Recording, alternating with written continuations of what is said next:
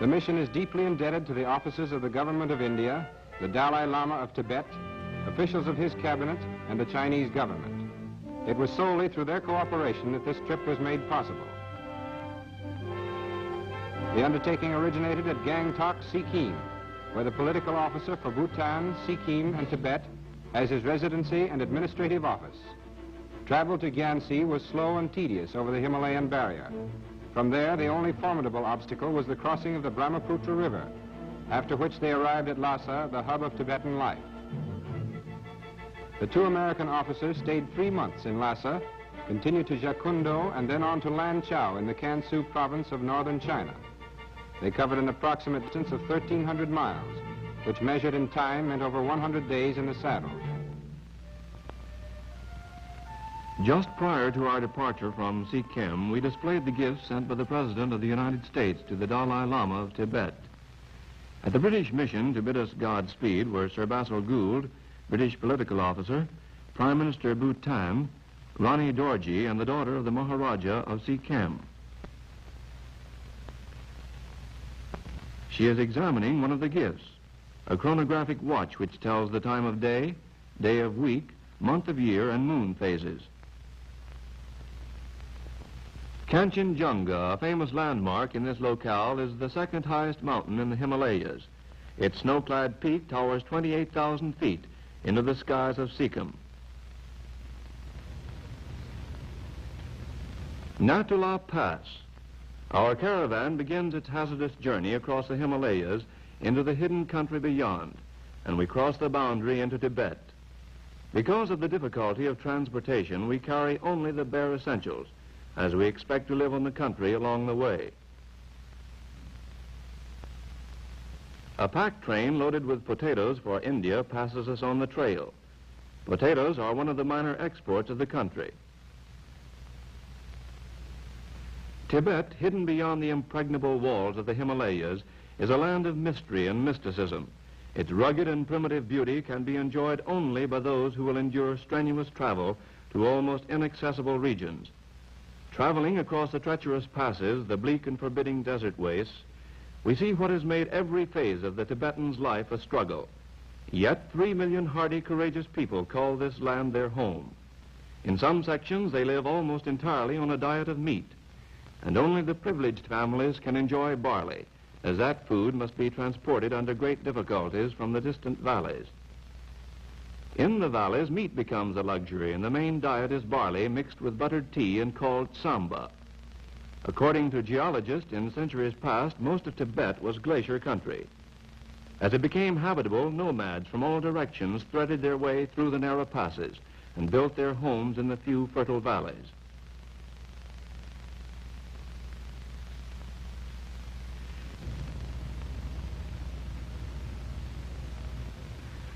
The first overnight stop is at Chembitung. The British have established travelers' quarters for 13 days along the road into the interior. These stations are spaced 1 day's travel apart. All transportation is on foot or by riding animal. The trails of Tibet are too narrow for wheeled vehicles, even if they attempted to use them.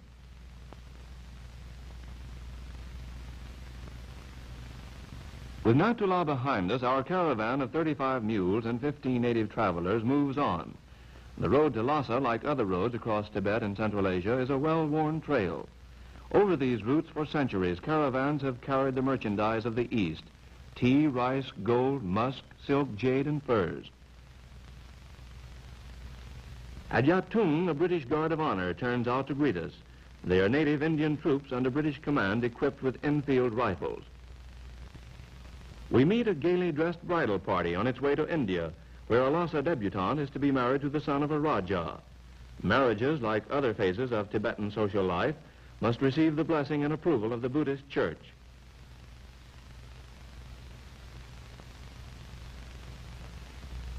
After a slight rest at Yatung, we are given a send-off by the Honor Guard.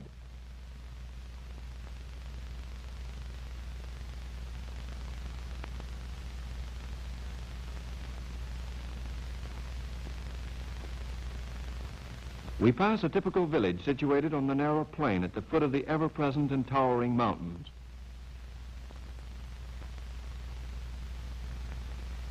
The tallest one, 24,000 feet high, is called Chomolhari, meaning Queen of the Snows.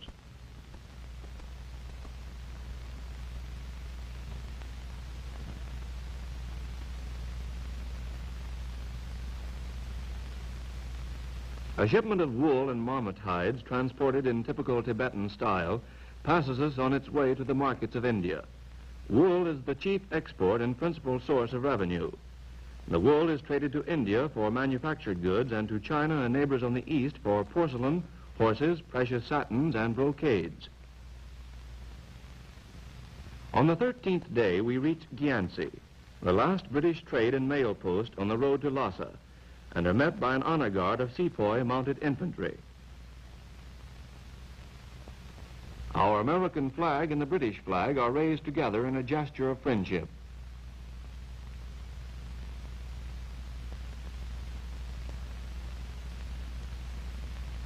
Our first official welcome was rendered by Major Gloin and Tibetan notables. These gifts from the native officials represent a considerable sacrifice on their part and have far greater value than the Occidental conception of such presents. No other offering could have been more welcome than the meat, eggs, barley, and butter. We returned their hospitality by inviting our Tibetan friends to a reception held at the home of Major Gloin, the acting British trade agent.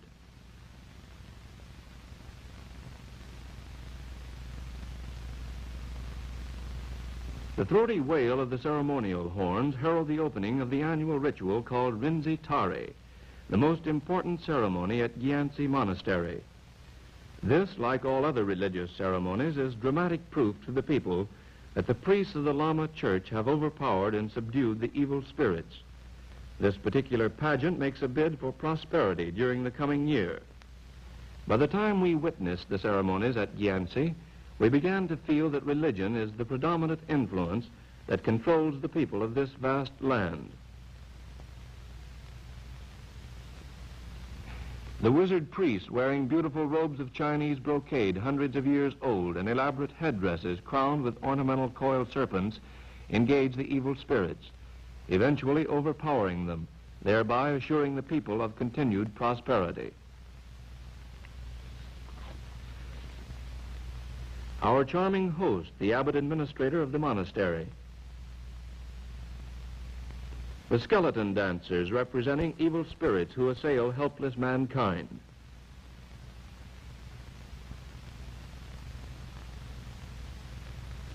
The dance of the lion spirits.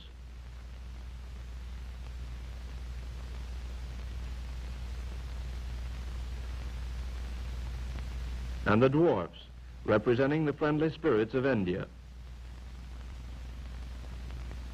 Major Gloin's honor guard gives us a military send-off.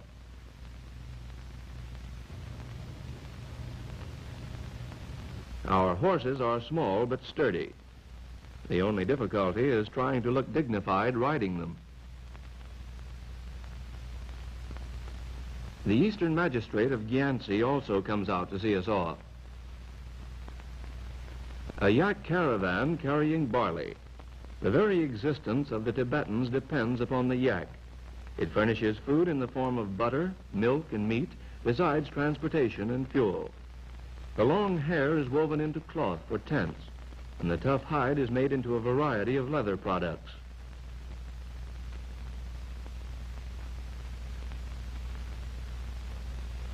Our travel on fairly even ground was short-lived, and we start our ascent into difficult and mountainous sections. Riding up to Karula Pass, one of the last barriers before Lhasa. At the summit, prayer flags whip in the wind. Every pass is adorned with flags like these. One of our escorts puts up a flag of thanksgiving to the mountain gods for a safe crossing, and we begin the descent into the valley. We cannot praise too highly the animals of this country. Their appearance belies their sturdiness, and they are capable of carrying amazing loads. They are considered the most sure-footed in the world, and often we entrusted our lives to their instinctive sense of balance.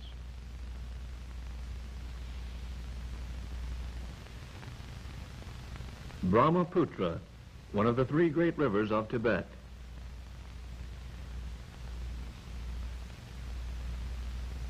We are met by officials to expedite our crossing. All along the route, the Tibetans had been advised of our coming and have given us a welcome of honor. Wool caravans and pack trains are ferried across in long, flat-bottomed barges. Crossing the river is as difficult as most other transportation problems. The animals, bewildered and stubborn, must be coaxed, coerced, and physically shoved into the ferrying barge. In the rainy season, the boatmen cannot maneuver the unwieldy barges, and transportation depends upon the coracle, a small tub-like boat made of willows and covered with skin. However, during this time of the year, only the privileged passengers ride in them. The clumsy barges with their heavy loads are tediously rowed across with the help of eddy currents.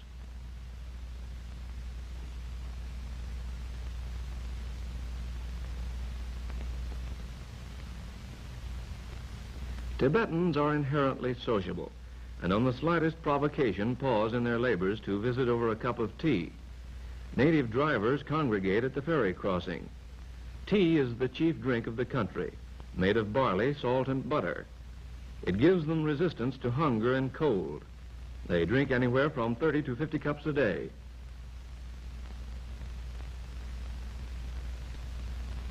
A monk who became our permanent guide presents us with greeting scarves from the Dalai Lama and a letter from the Foreign Office. The scarf is the Tibetan's calling card. During our stay, we exchanged hundreds of them.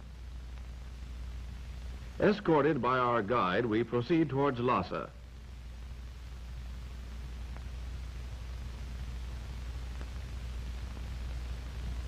Two miles from the city of Lhasa, the American officers, Captain Brooke Dolan and Major Ilya Tolstoy, are welcomed by British, Chinese, and Indian notables, and the official representatives of the Church and State of Tibet. Later, at the Tibetan reception, we are presented with gifts from the Dalai Lama and his court, ceremonial scarves, rice, and tea.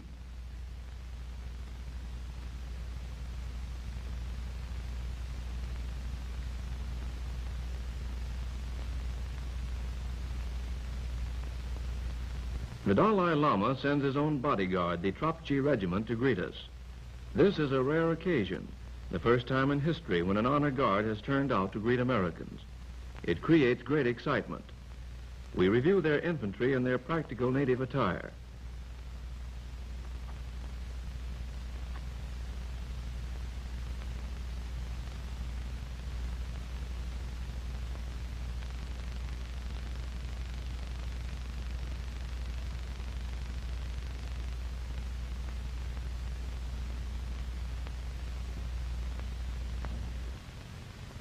As we approach the city, we enjoy our first glimpse of the magnificent 17th century winter palace of the Dalai Lama, and on a nearby hill, the temple of the Healing Buddha.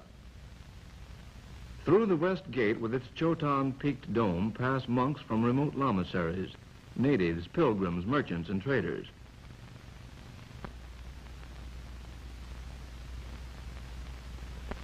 The population of the city is estimated at 20,000.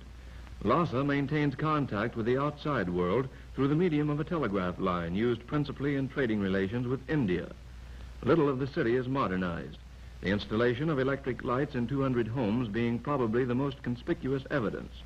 All year round, the people use their rooftops to wash and cook, work and play. The Pungang family. The wealth of Tibet is concentrated in 20 of these official families. Twice a Dalai Lama has been born into this circle.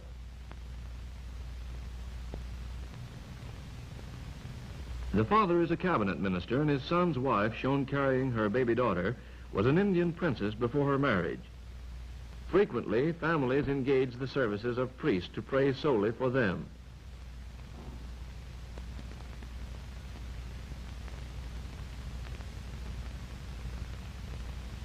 This school is attended by children of mixed, common, and noble blood.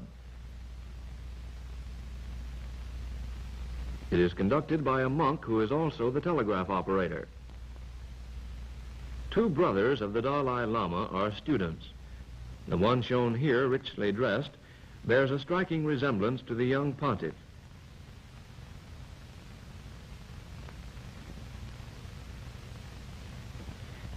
neatly dressed men are Nakpas, or Tibetan sorcerers, not recognized yet tolerated by the church.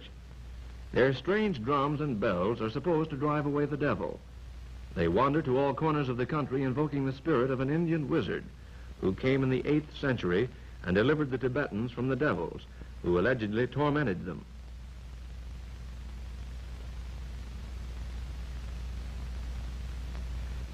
The favorite game of the children is chibi. The object is to keep the feather bird in the air as long as possible. No easy trick. Small Fry here ties his bird to a string. Tibet is still unaffected by the machine age.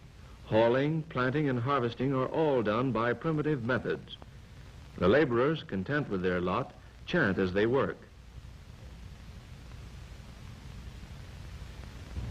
The Kamba dancers roam about Tibet in troops, living on the bounty of their audiences.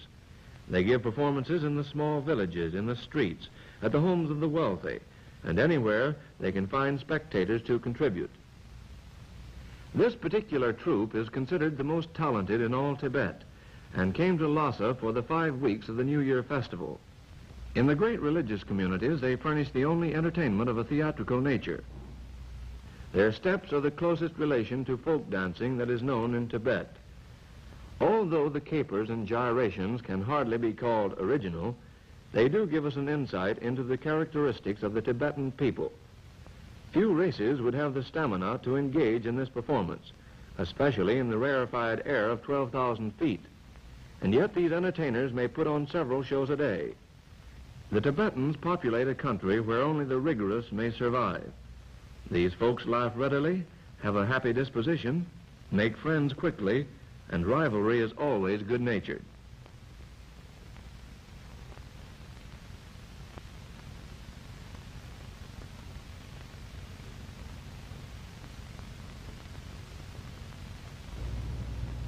The grand finale of their performance is the free-for-all competition of the leading dancers. They choose their own style and give it their all.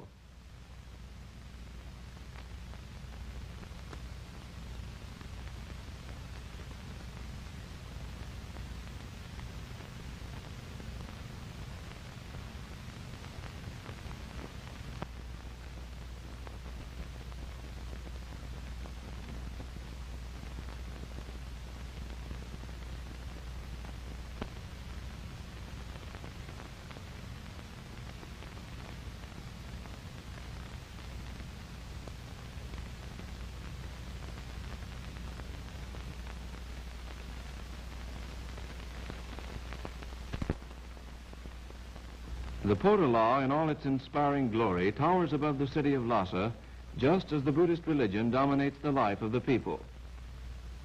Under its gold-encrusted roofs are the tombs of the previous Dalai Lamas in jewel-studded sepulchres.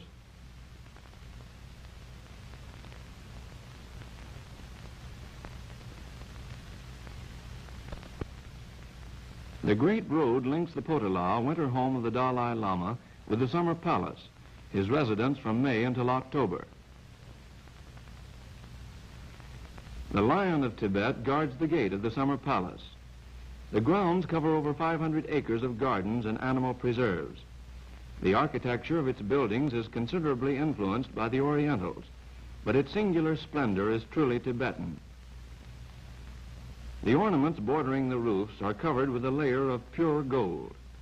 The workmanship reflects the patience and inspiration of the people that contributed these buildings to their Dalai Lamas. The present Dalai Lama is 10 years old and will not assume absolute control of his people until he reaches 18. In the intervening years, the regent directs his studies and activities and is the temporary ruler of Tibet. There is no higher authority, religious or civil. During the absence of the Dalai Lama in the winter months, a major domo is in charge of the summer palace. This dazzling jade drinking cup with its gold cover and stand is the personal cup of the Dalai Lama.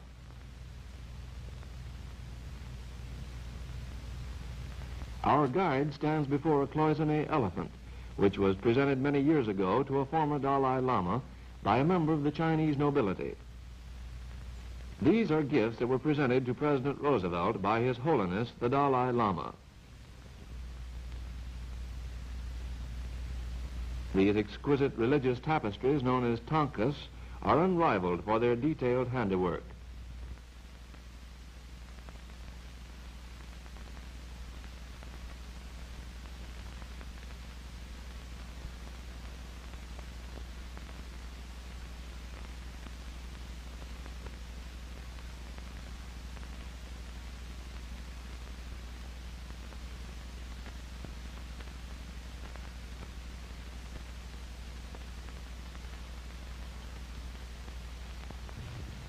The summer palace is the home of many types of animals, amongst them a pony, mules,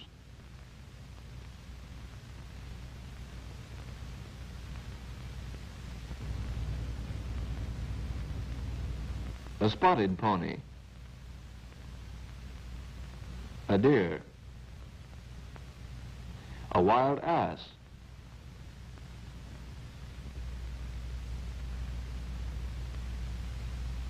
some of his favorite ponies in the stable, wild blue sheep,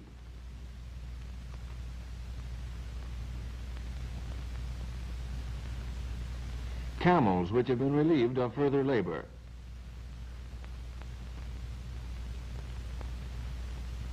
and a Tibetan mastiff, blood relation to the St. Bernard, the grounds of the temple of the serpent demigod.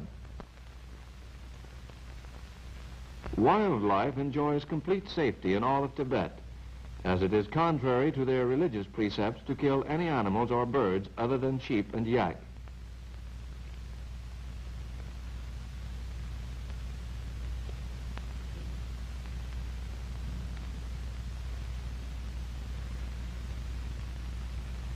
Traveling according to custom, with their servants preceding them, the cabinet ministers are coming to a party at the British Mission, where we enjoyed the hospitality of Mr. Ludlow. Servants help their masters dismount.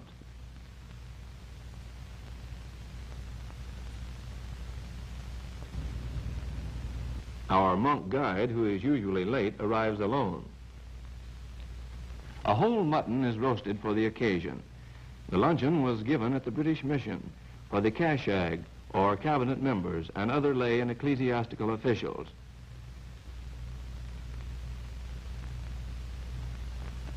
During the luncheon, we asked the 3 cabinet members to pose for their pictures.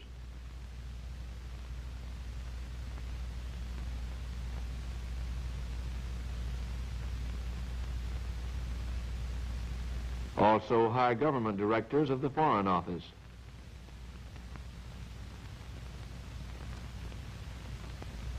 Lay officials.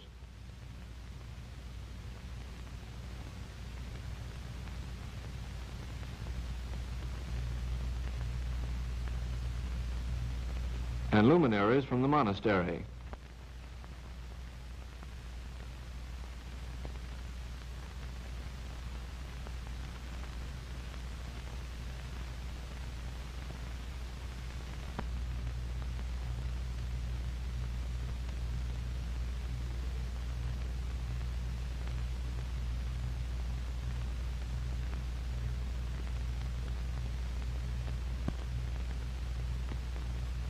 With typical Tibetan pomp, our guests take their leave.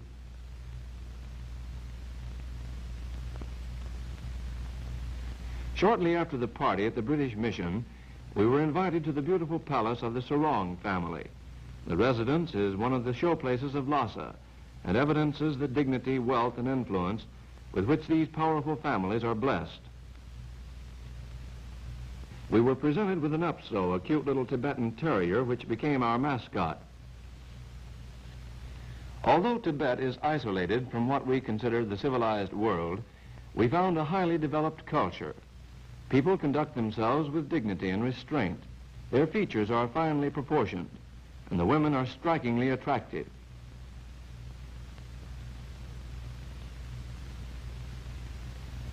Lhasa is surrounded by monasteries housing 40,000 monks.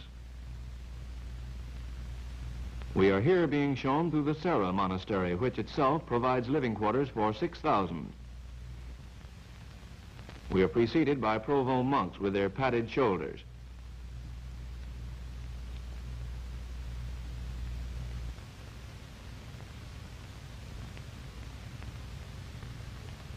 The Depung Monastery, with its 10,000 members, is the largest monastery in the world. Novices from the age of 5 and resident monks attend the examinations of the 3 candidates for the Doctor of Divinity. It takes 15 to 20 years study and training before they're eligible to qualify for the degree. Those that fail, and only if very influential, may take the examination again about 10 years later. The candidates are examined for 8 days by learned members of the order.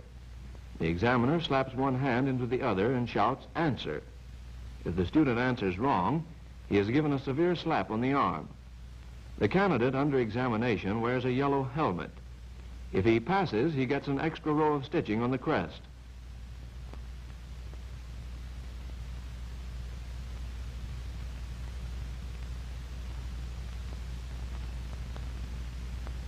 The monks take over the city for the 5-week festival of Losar, or New Year, 20,000 coming from the great monasteries.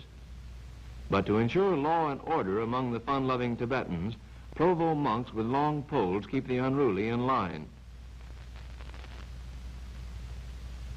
These members of the Pung Gang family are wearing the finery for the New Year festival. The Tibetan sense of beauty is manifested by the exquisite blending of costly silk brocades and elaborate array of semi-precious jewels. The seed pearls, coral, turquoise, jade, gold, and onyx are expertly fabricated into exotic and original designs. The headdress, encrusted with seed pearls, must be worn by all women of the noble families during the 5 weeks of the New Year's ceremony. If they should go out upon the streets without this headdress, they would be sent home by a monk.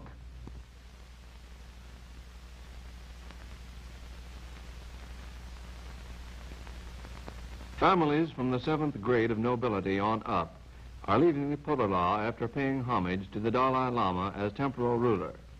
Nobody lower than the 7th grade of nobility is allowed an audience. The opening ceremony of the New Year is the reenactment of a legendary battle. The Tibetans are great lovers of tradition and legends. During the festival, they find many opportunities to pay respect to their forefathers. The soldiers are wearing the armor of the 16th, 17th century. The exceptionally dry air of Tibet has preserved the armor perfectly. Even the chamois links between the plates of mail look like new.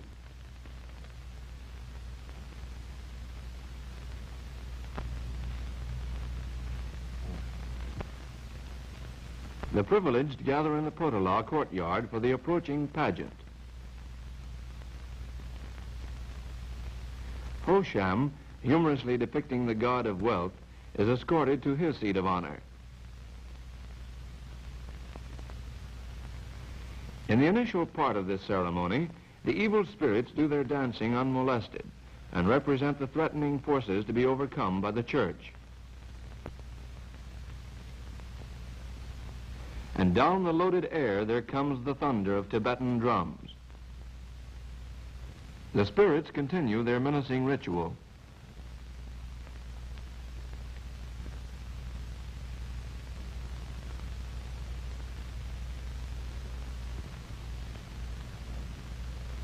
Every year, this little skit is presented reenacting a dream of the late Dalai Lama, in which an old man overpowers a tiger, thereby proving the indomitable strength of humanity.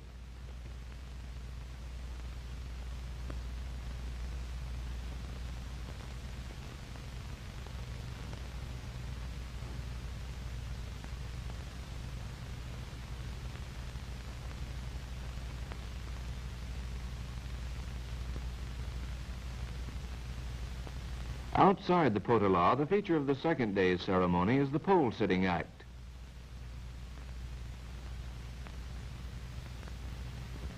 The rug on the ground symbolizes suffering mankind. Ghouls dance around it, but the spirit is protected by the powers of the lamas.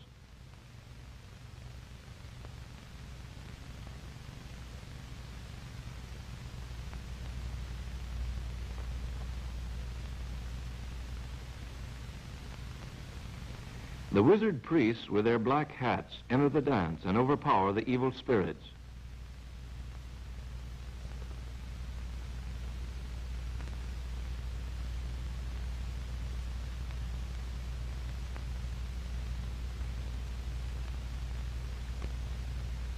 Here the rug symbolizes the enemies of the church. An evil spirit that has been coerced by the wizard priests performs around this figure. In the center are the heart, lungs, liver, and intestines of the enemy, which are hypothetically torn from the body and thrown into a cauldron of boiling oil and wine and dramatically destroyed.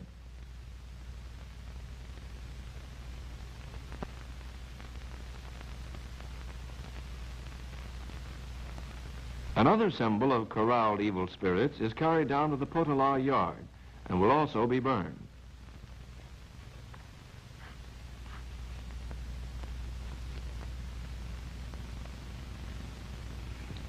The regent and his escorts are en route to visit the oracle.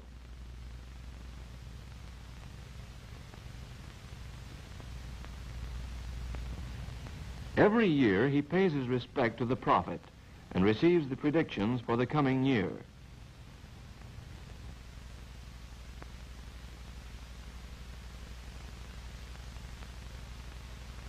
The regent, with his colorful entourage of civil and church nobility, returns to Lhasa after receiving the augury from the oracle. The nobleman's affiliation and rank can often be determined by their headdress.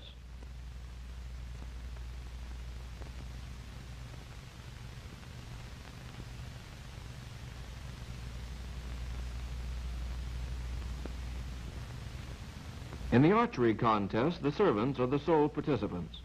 Their remarkable strength is well attested by the 400 yards they can shoot an arrow. The arrow is picked up from where it strikes the ground and is marked with the name of the contestant and his record.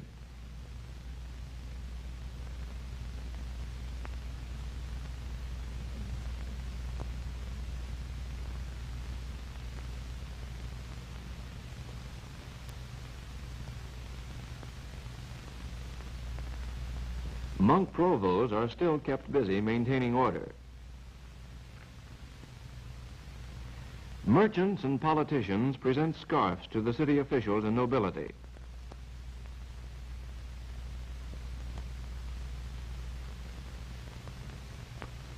And then the officials and noblemen pay homage to representatives of the regent.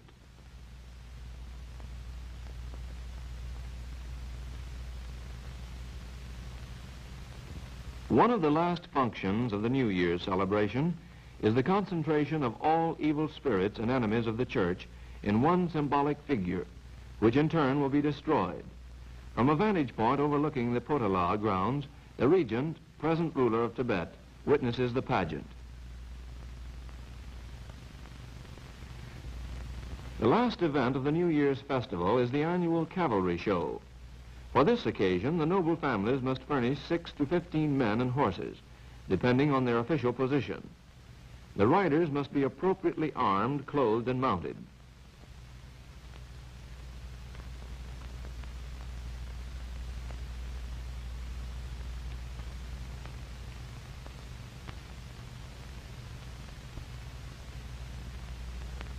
This cavalry has no military function and is but another evidence of the Tibetans' love for tradition.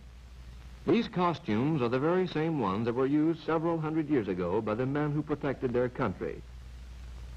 The appearance and performance of the participants at this contest are judged, and much of the sponsoring nobleman's prestige depends upon the results of this ceremony.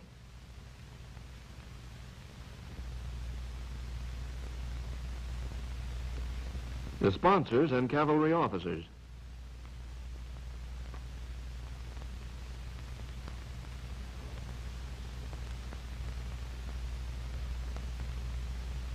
The following day, each rider, still heavily clothed and mounted on a small, fleet pony, races down the field course. At a full gallop, he must fire at the first target, then sling his matlock over his shoulder, haul out his bow and arrow, and try to register a bullseye on the second one. What Mecca is to the Mohammedans, the Potala is to the Buddhist. Some pilgrims begin their homage on the Great Road, although most confine their prostrating to the Holy Walk. The Holy Walk is 7 miles in length and encircles the Potala. Fervent pilgrims repeatedly prostrate themselves as they wend their tortuous circuit. Each time this follower stops to pray, he turns at right angles to the walk, falls prone on his stomach, then rises and salutes the Potala. Properly done, it takes 2 days to complete the ritual.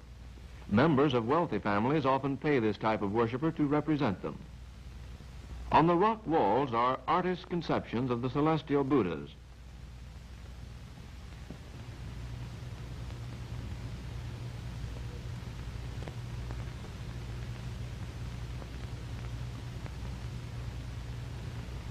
The little tunnel detours lend greater significance to their trip. Some people carry their own prayer wheels. Inside, there is endlessly repeated the mystic formula, Mani Padme Hail Jewel in the Lotus. Each turn of the wheel represents the prayer many millions of times, and it assures the twirler that the pitying Lord will aid in freeing him from the wheel of life.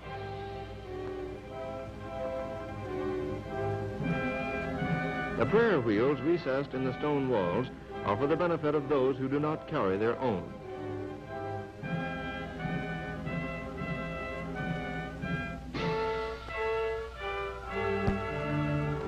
The Potala is an inspiring symbol of strength. It is a fitting monument to a religion that is divested with such tremendous power. It is also a fitting residence for their Dalai Lamas, whose soul is allegedly the perpetuated reincarnation of Buddha. The present Dalai Lama was born of peasant parents in an eastern province and was brought to Lhasa with great ceremony as heir to the throne of Tibet.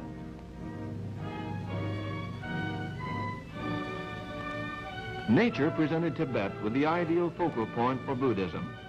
Isolating that tempestuous section of our earth, she bestowed upon it all the power, splendor, and inspiration that could be conceivably united into one boundless land. The timeless symbol of this majesty and power is their Dalai Lama. He is the absolute deity of an almost unknown civilization and culture.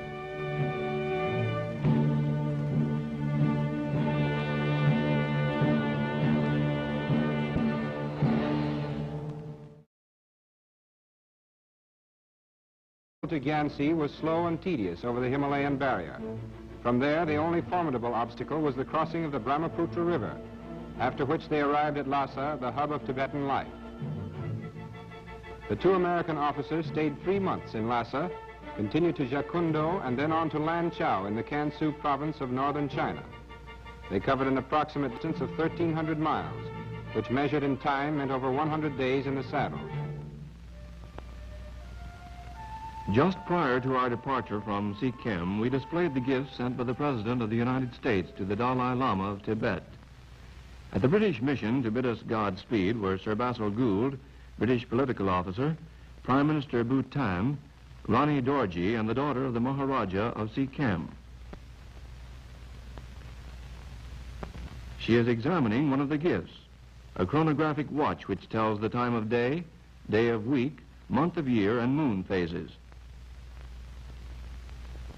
Kanchenjunga, a famous landmark in this locale, is the 2nd highest mountain in the Himalayas. Its snow-clad peak towers 28,000 feet into the skies of Sikkim. Natula Pass. Our caravan begins its hazardous journey across the Himalayas into the hidden country beyond, and we cross the boundary into Tibet. Because of the difficulty of transportation, we carry only the bare essentials, as we expect to live in the country along the way. A pack train loaded with potatoes for India passes us on the trail. Potatoes are one of the minor exports of the country. Tibet, hidden beyond the impregnable walls of the Himalayas, is a land of mystery and mysticism.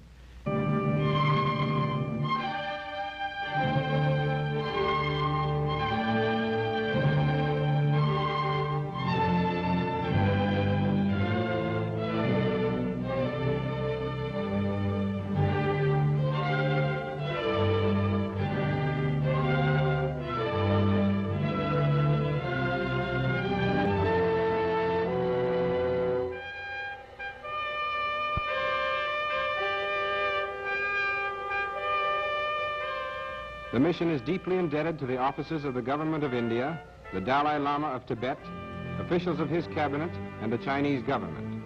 It was solely through their cooperation that this trip was made possible. The undertaking originated at Gangtok, Sikkim, where the political officer for Bhutan, Sikkim, and Tibet has his residency and administrative office. Travel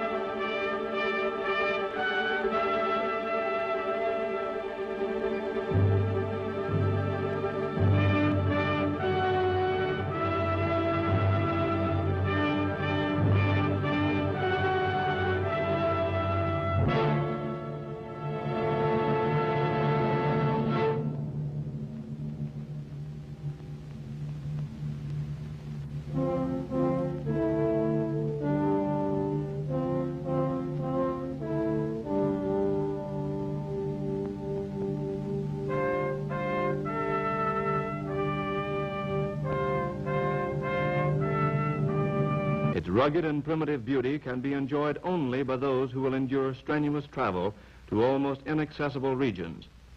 Traveling across the treacherous passes, the bleak and forbidding desert wastes, we see what has made every phase of the Tibetan's life a struggle. Yet 3 million hardy, courageous people call this land their home. In some sections, they live almost entirely on a diet of meat, and only the privileged families can enjoy barley, as that food must be transported under great difficulties from the distant valleys. In the valleys, meat becomes a luxury, and the main diet is barley mixed with buttered tea and called samba. According to geologists, in centuries past, most of Tibet was glacier country. As it became habitable, nomads from all directions threaded their way through the narrow passes and built their homes in the few fertile valleys.